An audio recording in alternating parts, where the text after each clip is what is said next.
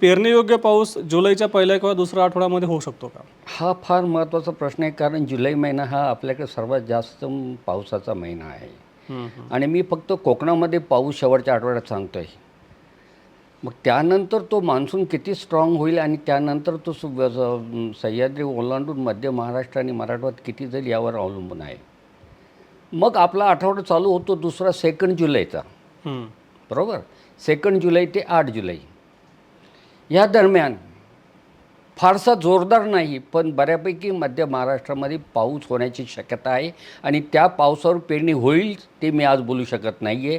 पण दुसऱ्या आठवड्यात मात्र मध्य महाराष्ट्रातील 10 जिल्ह्यांमध्ये पावसाच्या सरी कोसळू शकतात, की त्याच वेळेस कोकणातही पाऊस चांगला होऊ शकतो.